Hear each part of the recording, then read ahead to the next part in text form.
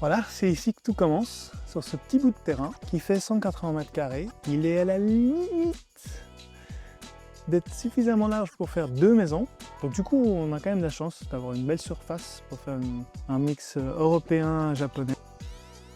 Ici, un petit souvenir de ma belle famille qui ont tous ensemble mis un petit peu de béton, la main à la pâte.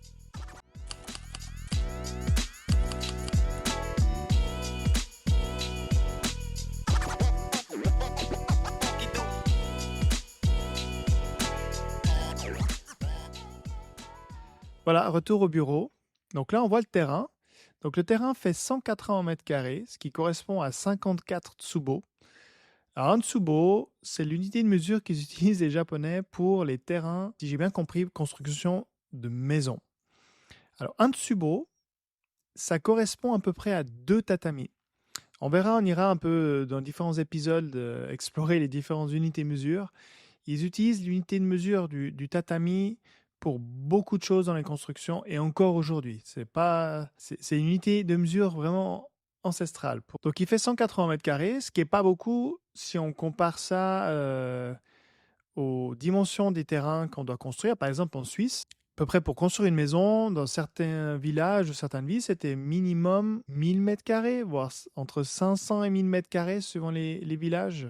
Je vous ai mis 2 exemples. Ici, on voit un quartier sur Google Maps à proximité de Lausanne et un autre quartier à proximité de chez moi au Japon. Et on voit la densité est vraiment pas la même. Donc là, on est bien plus petit. Et 180 mètres carrés, je dois dire qu'on a la chance, c'est un grand terrain. S'il était un tout petit peu plus grand, c'est-à-dire quelque chose comme 9 mètres ou 10 mètres, il séparait en deux pour créer 2 maisons. Là, on voit un peu mieux la disposition du terrain. Donc, on a un terrain avec un mur périphérique tout autour parce que on a une maison à l'ouest, au sud et à l'est. Comme on peut voir là, la distance que j'ai entre moi et le voisin. C'est-à-dire pas beaucoup. L'entrée, la route se fait par le nord. Les services, le gaz, l'électricité se fera tout par le nord. Une petite anecdote à noter au niveau du mur périphérique. Donc, le mur périphérique, il y a 3 manières de le faire. On voit qu'on a un mur périphérique soit sur le terrain de la personne, soit ils sont séparés entre les deux. C'est-à-dire, c'est possible que celui-là soit lié à ce terrain et que cette maison a décidé de ne pas construire de mur devant. Mais la plupart des maisons, ou dans certains cas, on construit 2 murs. C'est assez rare le cas où le mur est partagé en 2. Aussi, ce qu'il faut comprendre avec ce mur de séparation, c'est que du point de vue sismique, ce qui est fait ici, celle-ci, c'est peut-être OK. On a ça maintenant, cette hauteur-là en brique qui est plus autorisée liée au danger des tremblements de terre. Donc maintenant, ça, c'est plus autorisé aujourd'hui. Maintenant, ça se fait que sur quelques plots, comme on voit ici, sur 3-4, et une partie métallique. D'ailleurs, c'est ce qu'on va faire nous.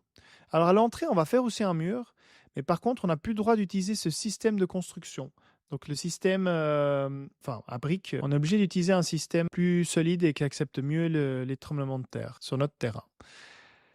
La petite ligne rouge qu'on voit tout autour, c'est la ligne qui nous autorise de construire la maison, la limite de construction de la maison. À savoir que notre voisin a aussi la même limite de 50 à 60 cm, ce qui fait que on est à 1,20 m de son voisin si on construit à cette limite, ce qui fait vraiment pas beaucoup.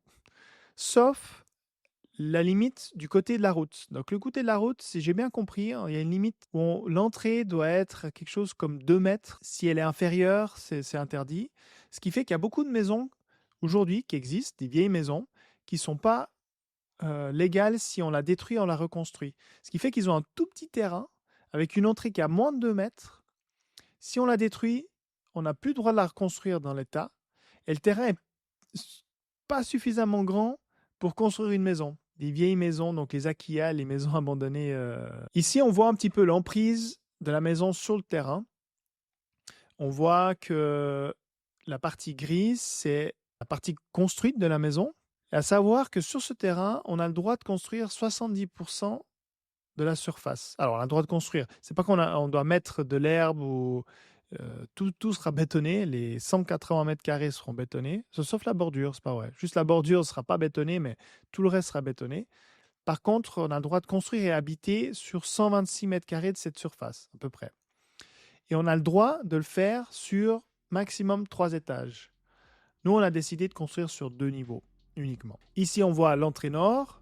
On voit qu'on a pu mettre une place de parc, les places de vélo et l'entrée principale de la maison. On voit un exemple de terrain qui a été utilisé en parking, parce que les parkings, il n'existe pas de parking public en tant que tel. Ce sont tous payants par des sociétés privées, comme Times par exemple, qu'on voit là. Et ils utilisent les terrains constructibles qui transforment en parking accessible à tous dans le quartier. Ça, c'est très régulier dans la région. Il faut savoir que pour avoir un véhicule, pour être autorisé à avoir un véhicule, une voiture, il faut une place de parc. Et cette place de parc, elle est contrôlée par la police. Ils viennent, ils regardent, ils mesurent. Et à partir de cette autorisation-là, vous êtes autorisé à avoir une voiture. Ici, une petite analyse de terrain. Ce qui est intéressant, le terrain est, je pense, pour une maison maximum. Mais aussi, on voit droit derrière que de temps en temps, on peut avoir un accès à un terrain qui est derrière.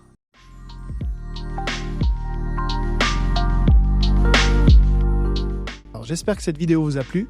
On aura encore plusieurs vidéos à parcourir ensemble sur toutes les étapes de la construction de notre maison. Merci, à bientôt, ciao!